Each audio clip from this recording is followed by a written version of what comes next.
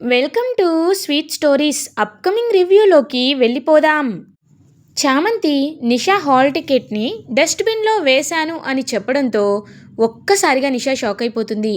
చామంతి బ్యాగ్లో ఉన్న హాల్ టికెట్ చామంతిది అనుకొని డస్ట్బిన్లో వేసేసేసరికి అది నిషా హాల్ టికెట్ అని తెలుసుకొని పరుగు పరుగున ఆ వ్యాన్ వెనకాలే పరిగెడుతూ ఉంటుందన్నమాట.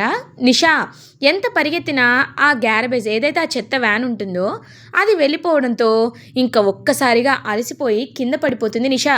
ఏయ్ నిషా నిషా లే, నేను వాడిని ఎలా అయినా అడ్డుకుంటాను అని అంటాడు. గుణ, లేదురా, నా జీవితం అయిపోయింది, నేను ఎప్పటికీ లాయర్ అవలేనేమో అని నిషా చాలా బాధపడుతూ ఉంటే అప్పుడే కరెక్ట్గా హాల్ టికెట్ అనేది నిషా ఫేస్ దగ్గర పెడుతుంది చామంతి.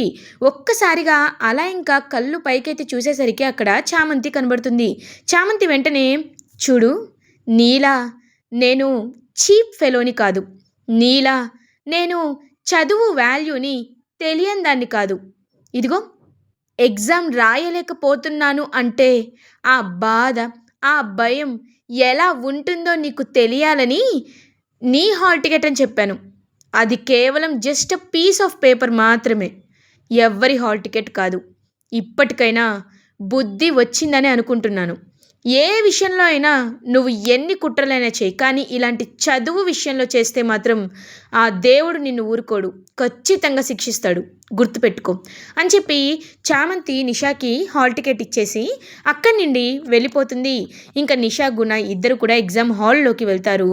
అండ్ సేమ్ క్లాస్ రూమ్ అయితే అలొకేట్ చేస్తారు చామంతి నిషా గుణకి.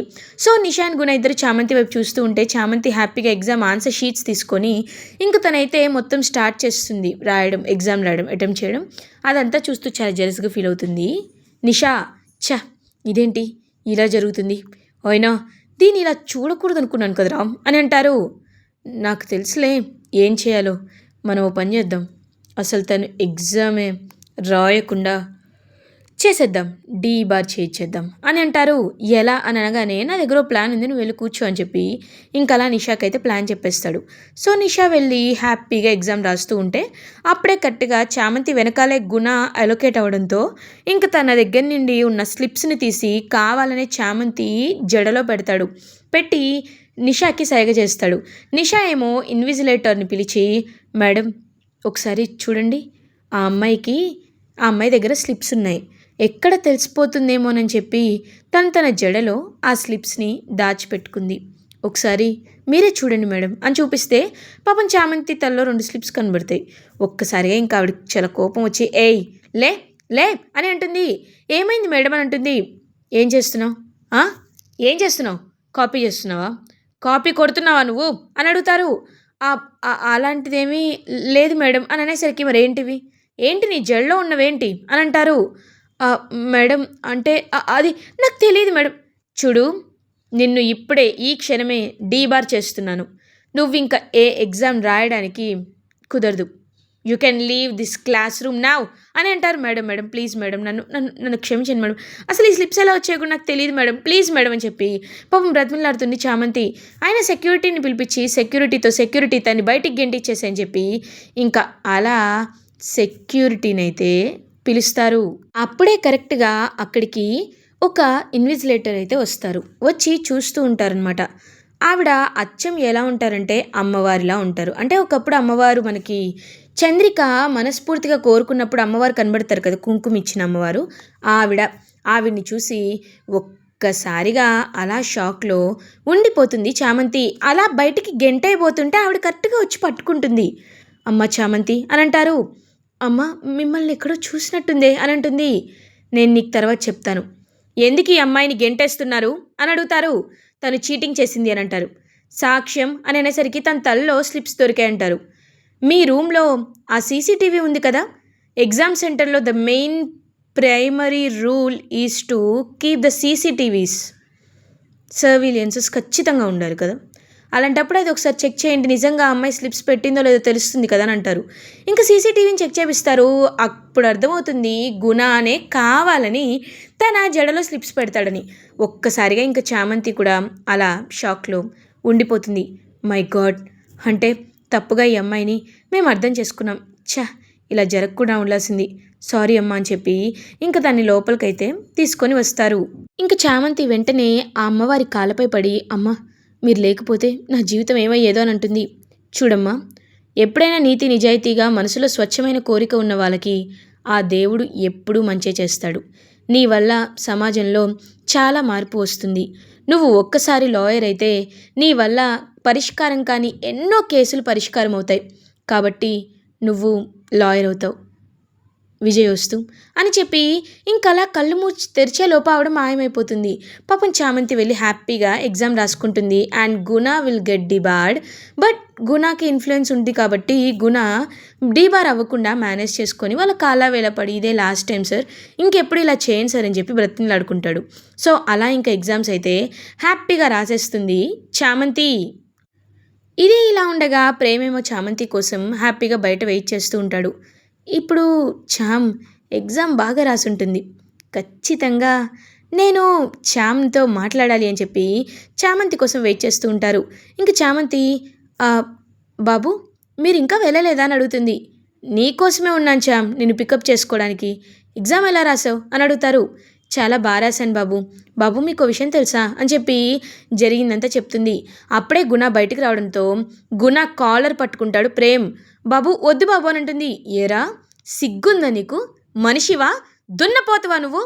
ఒక ఆడపిల్ల తను స్వయంగా చదువుకొని ఎగ్జామ్ రాసి సమాజాన్ని ఉద్ధరిద్దామని లాయర్ అవుదాం అనుకుంటుంటే అంత అంత దుర్సారా నీకు అని చెప్పి గట్టిగా అరుస్తాడు ప్రేమ్. బాబు బాబు వద్దు బాబు వద్దు అని అంటుంది. రేయ్ చాలాసార్లు చామంతి విషయంలో నీకు నేను వార్నింగ్ ఇచ్చాను, కానీ ఈసారి మాత్రం చంపేస్తా అని చెప్పి చాలా గట్టిగా చెప్పి ఇంకా అలా అక్కడి నుండి చామంతిని తీసుకొని వెళ్ళిపోతాడు ప్రేమ్.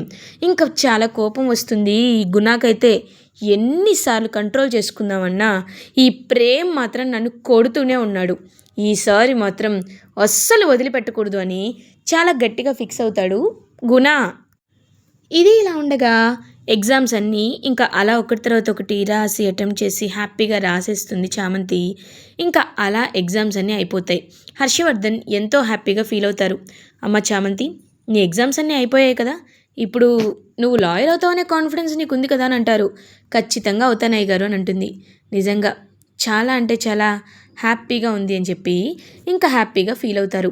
అప్పుడే రమాదేవి, ఇది ఎగ్జామ్స్ పాస్ అవుతుందని తెలుస్తుంటేనే ఇరిటేషన్గా ఉంది, ఇప్పుడు ఏం చేయాలో కూడా అర్థం కావట్లేదు అని ఆలోచిస్తూ ఉంటే కరెక్ట్గా అప్పుడే చామంతి ఏమో ఇప్పుడు నేను ఏం చేయాలి, నేను నా మెళ్ళో నల్లపూసలు వేసుకోవాలి అంటే గోల్డ్ చైన్ ఉండాలి, మరి ఆ గోల్డ్ చైన్ నాకు ఎలా వస్తుంది అని చెప్పి పాపం ఆలోచిస్తూ ఉంటే కరెక్ట్గా అదే టైంకి ప్రేమేమో, చామ్ ఏమైంది, ఏం ఆలోచిస్తున్నావు అని అడుగుతారు.